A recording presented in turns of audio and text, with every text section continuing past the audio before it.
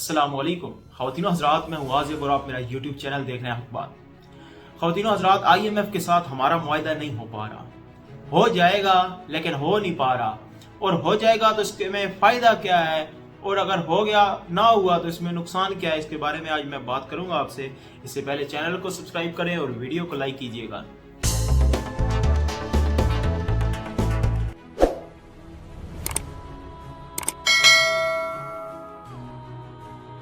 अगर IMF से हमारा मुआहदा हो जाता है तो 1.1 बिलियन डॉलर हमें मिल जाएंगे इस महीने, और अगर नहीं होता तो पाकिस्तान डिफॉल्ट कर जाएगा। ये कहना है हमारे एक्सपर्ट्स का या हमारे लिफाफियों का और हमारी हुकूमत का, लेकिन हकीकत इससे बिल्कुल मुख्तलिफ है। हमारे पास सिचुएशन इस वक्त यह है कि हमारे पास 1.9 बिलियन डॉलर या 2.1 थे 15 दिन पहले, और आज मुझे नहीं लगता कि हमारे 1.5 अरब से भी ज़्यादा के डॉलर्स हमारे पास पड़े होंगे। और ये 1.5 अरब डॉलर भी वो हैं जो हमने दूसरों मुल्कों से लिए हुए थे। 7 अरब डॉलर लिए हुए थे, उनमें से 1.5 अरब डॉलर रह गए हैं। अब UAE के हैं कि सऊदीया के हैं कि चाइना के हैं, जो मुल्क पूछेगा तो उससे बोलेंगे कि नहीं आपके पड़े हैं, वो आपके ही हैं, आपको वापस कर देंगे। बहरहाल वो हमारे पास रिजर्व जो है वो उनकी कहानी तो ख़त्म हो गई, रिजर्व को तो खुडे लाइन लगाएं, ख़त्म कर दें। अब IMF का मुआहदा यह है कि IMF ने कहा कि गैस बढ़ा दो, बढ़ा दी, बिजली की कीमतें बढ़ा दो, बढ़ा दी, पेट्रोल की कीमतें बढ़ा दी। मतलब जो चीज़ उन्होंने कही है बढ़ाई जा रहे हैं, बढ़ाई जा रहे हैं। क्यों? मुफ्ती इस्माइल साहब ने जब रीओपन करवाया था इसको, एग्रीमेंट को IMF के, तो उसके बाद इसहाक डार साहब आ गए। इसहाक डार साहब ने कहा कि IMF क्या चीज़ है, मैं देख लूँगा। बाजू शाजू ऊपर किए और गए, आगे उन्होंने चपेट लगाई, पीछे आ गए वापस और गिर गए पाँव में, और अब वो नाक से लकीरें निकलवा रहे हैं इनसे। जब मुफ्ती इस्माइल साहब ने एग्रीमेंट ओपन कर दिया था तो आप आते साथ ही उनके साथ साथ अमल करते। ये वही तरीकाकार था जब इमरान खान साहब ने एग्रीमेंट किया, उसके बाद 2 रुपए, 2 रुपए, 5 रुपए, 2 रुपए, 5 रुपए हर महीने बढ़ाते आ रहे थे, पेट्रोल बढ़ाते आ रहे थे। और एक वक्त आता तीसरे महीने तक, चौथे महीने तक आराम से वो बढ़ाते आते और आवाम को पता भी नहीं चलता, लेकिन महंगाई होती जाती। उनकी जो हुकूमत थी वो डैमेज हो रही थी, सियासत उनकी डैमेज हो रही थी, लेकिन चल रहा था, पाकिस्तान आगे चल रहा था, एक सिस्टम चल रहा था, सो कॉल्ड सिस्टम चल रहा था। वैसे तो हमारे मुल्क में सिस्टम है नहीं, लेकिन चल रही थी थोड़ी हुकूमत, कुछ अच्छे हालात थे।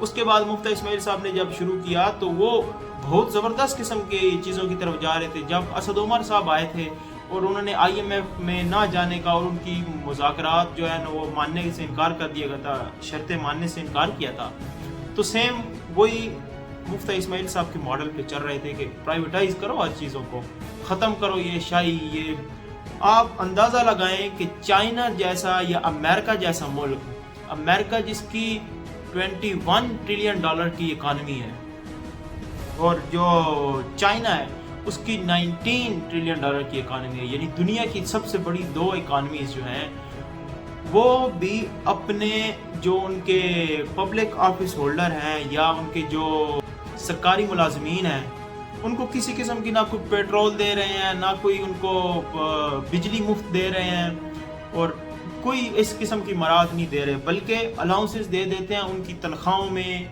जिससे कि वो अपने बिजली का टैक्स पे करें, अपनी बिजली का बिल पे करें, अपनी ट्रांसपोर्ट का या अपना जो भी गाड़ी का खर्चा है, उसका पेट्रोल डलवाना है, जो भी है वो अपना उससे अंदर पे कर लें, जो भी उनका अलाउंस बनता है।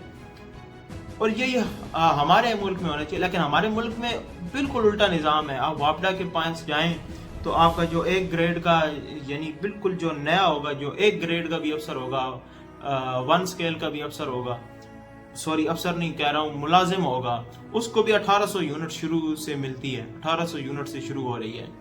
और जो आपका 22 ग्रेड का वापडा का अफसर होगा, फिर सोचें उसके पास कितनी यूनिट होगी। फिर आप जाएं देखें कि अफसरों के पास एक असिस्टेंट कमिश्नर है, वो पूरे दिन अगर गाड़ी भगाता है तो वो सरकारी पेट्रोल के ऊपर भागेगी, वो चलेगी पूरा दिन जो चलाएगा। यानी अगर उसने कहीं कुछ ऑफिस के काम के लिए, हुकूमत या आवाम का कोई काम है उसके लिए जाना है, तो फिर तो ठीक है, हुकूमत का पेट्रोल दें उसे, वो लगाए उसके ऊपर। लेकिन उसके अपने बीवी बच्चों को भी लेने का अगर जाना है, या उसने कहीं और जाना है, घूमने फिरने भी जाना है, तो उसने वही पेट्रोल इस्तेमाल करना है और चले जाना है। ये शहाना, ये खर्चियाँ, ये ख़त्म करने की ज़रूरत है। امریکہ اور چائنا جیسا ملک بھی یہ یا برطانیہ جیسا ملک بھی یہ خرچیاں نہیں کرواتا، لیکن ہم کروا رہے ہیں۔ وہ IMF کہتا ہے کہ اپنا ری اسٹرکچر کریں، اپنا سسٹم بنائیں۔ یہ لوگ کہتے ہیں کہ عمران خان صاحب تو سسٹم بٹھا رہے ہیں، وہ تو سسٹم کہیں توڑ دیں گے۔ سسٹم ہے کون سا ہمارے ملک کے اندر؟ سسٹم ہوتا تو یہ حال نہ ہوتا۔ سسٹم ہوگا تو یہ جتنے بڑے بڑے یہ جو ایلیٹ کلاس کے یہ جتنی بھی بیٹھے ہوئے ہیں اوپر، یہ تب ہی نیچے گریں گے اور سسٹم کے نیچے آئیں گے۔ اب IMF کی بات دوبارہ سے کرتے ہیں، بات تھوڑی ادھر چلی گئی کہ اگر وہ $1.1 دے دے تو کیا ہوگا؟ کیا ہوگا؟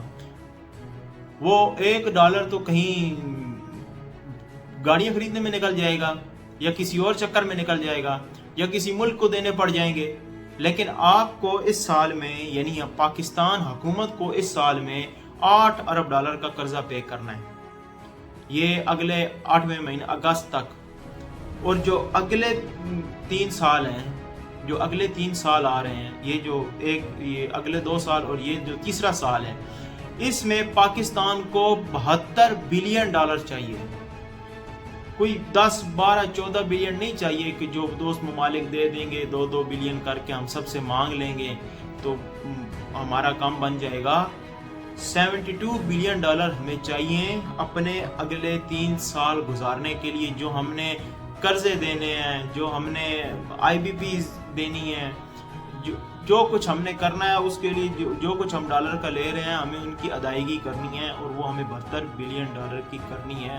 تو آپ سوچیں کہ $1 بلین کے لیے ہمیں IMF نے ناک رگڑوانا شروع کر دیا اس وقت، تو ہمیں $72 بلین کی جب ضرورت پڑے گی تو تب ہمارے کیا حالات ہوں گے، اور وہ بھی کوئی آنے والے سال میں نہیں ہیں، وہ اس سال سے سٹارٹ ہو چکے ہیں۔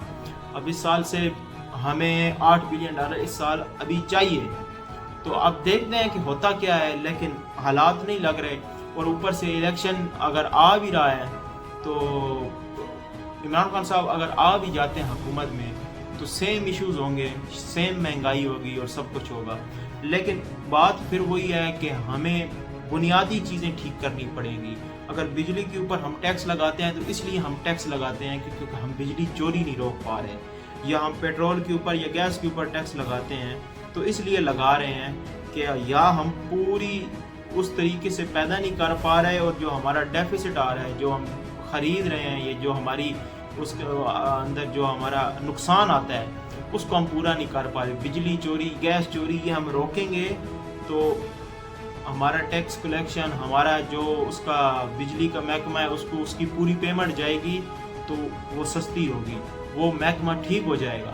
جب وہ ٹھیک ہوگا تو وہ آپ کو فائدہ دینا شروع کر دے گا، اور پھر کوئی نہیں کہے گا، پھر IMF بھی نہیں کہے گا کہ اپنے گیس کے اوپر ٹیکس لگا دو، پھر وہ کسی اور چیز کے اوپر کہیں گے۔ آپ اپنا ٹیکسنگ سسٹم ہمیں اپنا ٹھیک کرنا پڑے گا۔ کراچی 80% ٹیکس دیتا ہے، ملک کا جو 6.5 ارب کا ٹیکس آتا ہے اس میں سے 80% تو کراچی دیتا ہے۔ تو اگر 80% کراچی دیتا ہے اور 20% پورا پاکستان دیتا ہے تو لاہور اور کراچی میں کتنا فرق ہے؟ یہ کتنا زیادہ فرق ہے۔ کوئی بہت، یا کراچی بہت بڑا ہے اور لاہور کوئی بہت چھوٹا ہے، تقریباً 19-20 کا ہی فرق ہے۔ لیکن کیا ہے، لاہور میں سے کتنے لوگ ٹیکس دیتے ہیں، یا پنجاب کے اندر کتنے لوگ ٹیکس دیتے ہیں؟ ایک کراچی ہے جی، وہ انڈسٹریل ہب ہے، وہ جانے اور ٹیکس جانے، پورے پاکستان کا ٹھیکہ اٹھایا ہوا اس نے، اور اس کی حالات دیکھیں آپ، وہاں پہ آپ ایجوکیشن سسٹم ہی دیکھ لیں تو اللہ حافظ ہے کہ پتہ نہیں بیچارے کیا وہاں پہ پڑھتے ہوں گے، ان کا آگے مستقبل کیا ہے۔ پنجاب کے اندر بھی یہی ایجوکیشن سسٹم تو پورے پاکستان کے بے حالات خراب ہیں، لیکن سندھ کے اندر یا کراچی کے اندر اتنا بڑا جو آپ کا ایک ٹیکس ریونیو جنریٹ کرنے والا آپ کا شہر ہے، اس کو ہی آپ نے کھنڈرات میں تبدیل کر دیا۔ انشاءاللہ مسائل تو یہ ختم ہونے والے نہیں ہیں، کبھی بھی نہیں ہیں، جب تک ہمارے حکمرانوں کو سمجھ نہیں آئے گی کہ شاہانہ خرچیاں کم کریں اور کچھ عوام کا سوچیں، کرسی کو چھوڑ کے کچھ اس عوام کا خیال کریں تاکہ ان کو بھی کوئی ریلیف مل سکے۔ انشاءاللہ اگلی ویڈیو میں ملیں گے، تب تک کے لیے اللہ حافظ۔